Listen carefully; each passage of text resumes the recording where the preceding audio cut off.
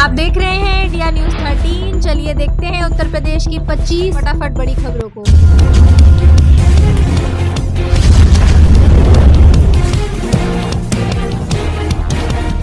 अदालत से आगे बढ़ी एक और भर्ती। यूपीएसएससी ने जारी किया कट ऑफ, 2500 प्रतिभागियों को होगा फायदा। यूपी में एक और भर्ती अदालत से आगे बढ़ी। यूपीएसएससी ने कट ऑफ जारी किया है, इससे 2500 प्रतिभागियों को फायदा होगा। उत्तर प्रदेश में मुख्य सेविका के 2567 पदों पर भर्ती में लिखित परीक्षा के आधार पर 8337 अभ्यर्थी अभिलेख परीक्षा के लिए शॉर्टलिस्ट किए गए हैं। अभ्यर्थियों का परिणाम व कट ऑफ अधिनियम सेवा चयन आयोग ने अपनी वेबसाइट पर अपलोड कर दिया है। जल्द ही अभिलेख परीक्षण का विस्तृत कार्यक्रम भी जारी किया जाएगा। बिजली चेक इन करने गई थी अफसरों की टीम, लेकिन गले पड़ गई यह मुसीबत। भागकर पहुंचे थाने। मोहल्ला शाह अलीसराय निवासी अकरम के घर पहुंचे। मकान में अकरम व उसका भाई असलम रहते हैं। टीम ने उनके घर बिजली चोरी पकड़ ली। जब बिजली कर्मचारियों ने उसके मकान में जाने का प्रयास किया तो असलम विरोध करने लगा। उसने गाली गलौज शुरू कर दी और घर में जाने से रोक दिया। उसने टीम के साथ हाथापाई की। काफी हंगामा हुआ तो भीड़ जमा हो गई।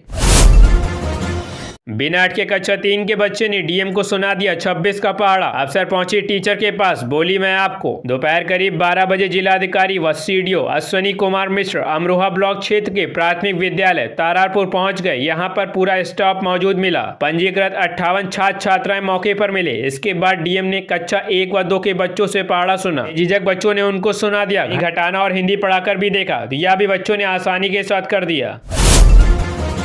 यूपी में एक और नोएडा जैसा शहर बनाने की तैयारी। एक साल में हुआ 501.68 एकड़ जमीन का अधिग्रहण। बीते कुछ सालों में गीडा में निवेश की बाढ़ आ गई है। यही वजह है कि योगी सरकार ने बीते एक साल में 501.68 एकड़ भूमि का अधिग्रहण किया है, जिसमें करोड़ों के निवेश प्रस्तावित हैं। गोरखपुर में औद्योगिक विकास को बढ़ावा देने के लिए गोरखपुर औद्योगिक विकास प्राधिकरण की स्थापना 35 साल पहले की गई थी। हालिया कुछ सालों में प्राधिकरण के तहत तेजी से विकास कार्य हुए हैं। यूपी में योगी सरकार के गठन के बाद 7 सालों में यहाँ पर कई बड़ी परियोजनाओं की नींव रखी गई है। आदेश सत्यापन शुरू। आपत्रों के निरस्त होंगे राशन कार्ड। अगर आप राशन कार्ड का लाभ उठा रहे हैं और पात्रता की सूची में आप नहीं आ रहे हैं तो जल्दी आपका राशन कार्ड पूर्ति कार्यालय में सरेंडर कर दें, क्योंकि शासन के निर्देशन पर डीएम ने जनपद में निकाय व ब्लॉकवार के राशन कार्ड सत्यापन के लिए नोडल अधिकारी नामित कराते हुए सर्वे शुरू करा दिया है। सर्वे में जो भी अपात्र पाया जाएगा उसका कार्ड निरस्त कर दिया जाएगा। इसके लिए 2 माह में नामित नोडल अधिकारी लोग सत्यापन कर रिपोर्ट डीएम को सौंपेंगे, जिसके बाद डीएम के माध्यम से अपात्रों के राशन कार्ड काट कर पात्रों को राशन कार्ड जारी किए जाएंगे। सर्वप्रथम नोडल अधिकारी 1 माह में अत्योदन कार्ड का सत्यापन करेंगे और अगले माह पात्र दृष्टि कार्डों का सत्यापन कर रिपोर्ट लगाएंगे। पात्रों की सूची के आधार पर ही जनपद में नए राशन कार्ड जारी होंगे। ग्राहकों की मौज। बीएसएनएल सिर्फ 201 रुपए में दे रही 90 दिनों की वैलिडिटी के साथ इंटरनेट। सरकारी टेलीकॉम कंपनी बीएसएनएल अपने ग्राहकों का बहुत ध्यान रखती है। बीएसएनएल के प्लान बहुत सस्ते हैं। बीएसएनएल के रिचार्ज प्लान यूजर्स के काफी ट्रेंड में है। बीएसएनएल अपने ग्राहकों को कम कीमत में बेहतरीन ऑफर देने की कोशिश करते हैं। आप भी बीएसएनएल सिम का इस्तेमाल करते हैं और कम कीमत में एक्सटेंड वैलिडिटी वाले प्लान की तलाश में है तो आज हम आपके लिए एक बेहतरीन प्लान लेकर आए हैं। कंपनी का 201 रुपए वाला प्लान आपके लिए मददगार साबित हो सकता है। इस प्लान की वैलिडिटी 90 दिनों तक की है। इस प्लान के साथ फ्री कॉलिंग और इंटरनेट डेटा का भी लाभ मिलता है। उपचुनाव में जीत से पार्टी के अंदर व बाहर बढ़ी योगी की स्वीकारता। विरोधियों के भी बदले सुर। विधानसभा उपचुनाव में 7 सीटों पर जीत के साथ सीएम योगी आदित्यनाथ की पार्टी के अंदर और बाहर स्वीकारता बढ़ गई है। लोकसभा चुनाव से पहले योगी दोनों ही जगह घिरे हुए थे, लेकिन अब उनके विरोधियों के भी सुर बदल गए हैं। योगी ने बटेंगे तो कटेंगे का नारा देकर सपा के पीडीए पिछड़ा दलित अल्पसंख्यक रणनीति को छिन्न भिन्न कर दिया है। यूआईडीएआई ने बदल दिया नियम। आधार कार्ड में अब ऐसे सुधरेगा गलत नाम। आधार कार्ड आज के समय में बहुत अधिक इंपॉर्टेंट डॉक्यूमेंट बन चुका है। इसका इस्तेमाल हर उस जगह किया जाता है जहां पर आईडी प्रूफ की जरूरत होती है। बिना आधार कार्ड के हम किसी भी तरह की सरकारी स्कीम के लिए अप्लाई नहीं कर सकते। ऐसे में हमारे आधार कार्ड पर किसी तरह की गलत जानकारी दर्ज हो जाए तो इससे बड़ी मुसीबत हो सकती है। गैजेट नोटिफिकेशन की पड़ेगी जरूरत। आधार कार्ड में नाम बदलने या फिर सुधारने की प्रक्रिया को कठिन करने का फैसला इसलिए लिया गया ताकि फ्रॉड के मामलों पर रोक लगाई जा सके। Unique identification authority of India के मुताबिक अगर आप अपने आधार कार्ड में मौजूद नाम को संशोधित करना चाहते हैं तो अब आपको यूएस गैजेट नोटिफिकेशन की जरूरत पड़ेगी। 1 दिसंबर से मोबाइल में नहीं आएगी OTP। जियो, एयरटेल, वीआई और BSNL यूजर्स जानने नया नियम। जियो, एयरटेल, वीआई और BSNL यूजर्स के लिए काम की खबर है। हाल ही में ट्राई ने टेलीकॉम नियमों में बदलाव किया है। ट्राई की तरफ से टेलीकॉम कंपनियों को OTP बेस्ड मैसेज का ट्रैक करने के लिए ट्रेसेबिलिटी को लागू करने के निर्देश दिए गए थे। कंपनियां इस नियमों को 1 दिसंबर से लागू कर सकती है। ऑनलाइन फ्रॉड को रोकने के लिए हाल ही में ट्राई ने टेलीकॉम कंपनियों को ट्रेसेबिलिटी लागू करने के निर्देश दिए थे। यह एक बड़ा फैसला था। बता दें कि कॉमर्शियल मैसेज और OTP से जुड़े ट्रेसेबिलिटी नियम को लागू करने के लिए ट्राई ने अगस्त में निर्देश जारी किए थे। इसे लागू करने की तारीख में ट्राई कई बार बदलाव कर चुकी है। यूपी से इस वक्त की बड़ी खबर। बारात आने से पहले मंडप में पहुंची महिला, बोली मैं हूं पहली पत्नी, सुनाई पूरी कहानी। FIR हुई दर्ज। यूपी की राजधानी में शादी के मंडप में गजब हंगामा हुआ। दूल्हे की पहली पत्नी बारात आने के ठीक पहले मंडप में पहुंच गई। मामला इतना आगे बढ़ा कि पुलिस बुलानी पड़ गई। पहली पत्नी से विवाद के बाद दूसरी शादी रचाने जा रही युवक की पोल खुल गई। पहली पत्नी बारात पहुंचने से पहले मंडप में पहुंच गई। उसने लड़की पक्ष को पूरे मामले की जानकारी दी तो सन्नाटा पसर गया। मामले की जानकारी होने के बाद बारात रास्ते से ही लौट गई। बारात पारा की राम विहार कॉलोनी से बाराबंकी जानी थी। युवक की पहली पत्नी ने पारा थाने में आरोपी पति, सास और ननद पर रिपोर्ट दर्ज कराई है।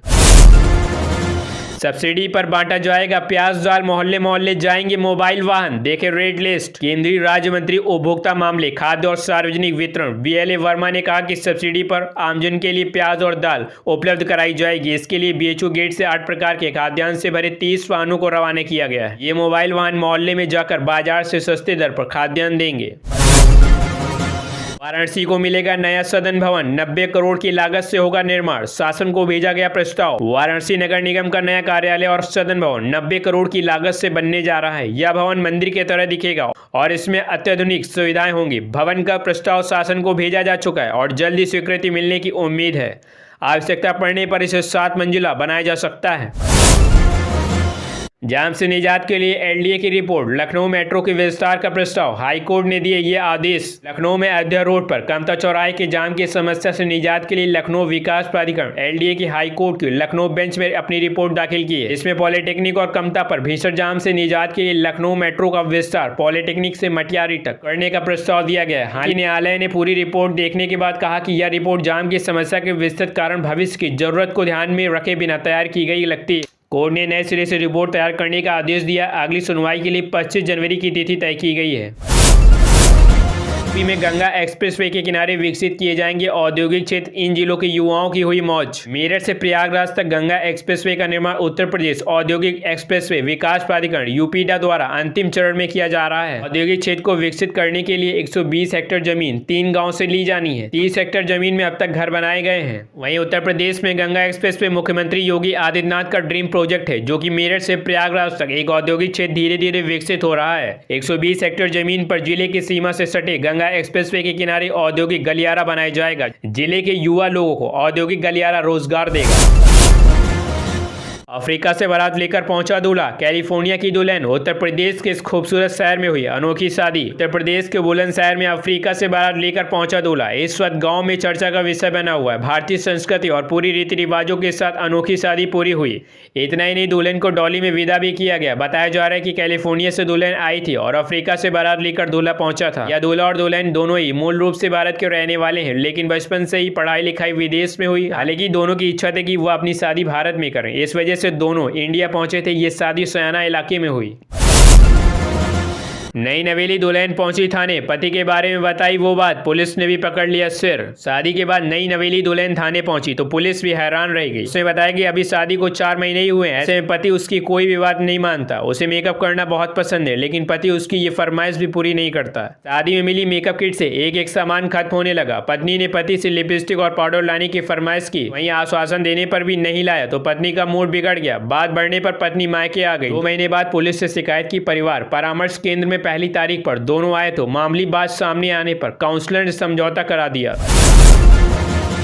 पीएम आवास योजना ग्रामीण लिस्ट जारी, जल्दी करें चेक। पीएम आवास योजना देश की एक महत्वपूर्ण योजना है। इस योजना के माध्यम से केंद्र सरकार का ग्रामीण क्षेत्र में रहने वाले नागरिकों को पक्के घर का निर्माण कराने के लिए राशि प्रदान करती है। देश में अब तक अनेक परिवारों को इस योजना के माध्यम से पक्के घर का निर्माण कराने के लिए पैसा प्रदान किया जा चुका है। वहीं अभी भी लिस्ट में नाम जारी करके नागरिकों को इस योजना का लाभ पहुँचाया जा रहा है। आर्थिक सहायता प्रदान की जाती है। भारत सरकार की इस योजना की सबसे खास बात यह है कि लगभग पूरे भारत देश में सरकार इस योजना का लाभ लाभ नागरिकों को पहुंचा रही है। भी नागरिकों का नाम पीएम आवास योजना लिस्ट में आ जाता है, केवल उन्हें इस योजना का लाभ प्रदान किया जाता है। सपा सांसद जिया उर रहमान बर्ग समेत 5 पर एफआईआर। संभल में हिंसा भड़काने का आरोप। संभल में हुई हिंसा के मामले में पुलिस ने बड़ी कार्रवाई की है। समाजवादी पार्टी के सांसद जुआर रहमान बर्ग, सदर विधायक इकबाल महमूद के बेटे सोहेल इकबाल और अन्य 5 लोगों के खिलाफ कोतवाली संभल में रिपोर्ट दर्ज कराई गई है। हिंसा भड़काने का आरोप है। वहीं पुलिस ने 21 लोगों को पहले ही हिरासत में ले रखा है। समो सीट पर शिवपाल ने बिगाड़ा बीजेपी का खेल। हिंदू बहुल क्षेत्रों में सपा की सेंधमारी, नसीम की जीत का पूरा गणित। समाजवादी पार्टी ने कानपुर की सीसामऊ विधानसभा सीट पर उपचुनाव में बड़ी जीत हासिल की। पार्टी प्रत्याशी नसीम सोलंकी ने 261 बूथों में से 50 से अधिक मत प्राप्त किए। शिवपाल यादव की रणनीति और मुस्लिम मतदाताओं के समर्थन ने सपा की जीत में अहम भूमिका निभाई कि मौजूदगी में बावजूद सेंधमारी नहीं रोक पाए। राम मंदिर निर्माण में कितने करोड़ रुपए हुए खर्च, अनुमानित लागत आई सामने। जल्द पूरा होगा दूसरी मंजिल का काम। अयोध्या में राम मंदिर का निर्माण काम तेजी से चल रहा है। इस महीने के अंत तक मंदिर के भूतल और द्वितीय तल का निर्माण पूरा हो जाएगा। 161 फीट ऊंचे शिखर का निर्माण भी जारी है। मंदिर निर्माण की समिति के अध्यक्ष नृपेंद्र मिश्र ने बताया कि अब तक 900 करोड़ रुपए खर्च हो चुके हैं और निर्माण पूरा होने तक 1600 से 1800 करोड़ रुपए लगने का अनुमान। आप देख रहे हैं देश का number 1 Hindi news channel India news 13, मतलब भारत की आवाज।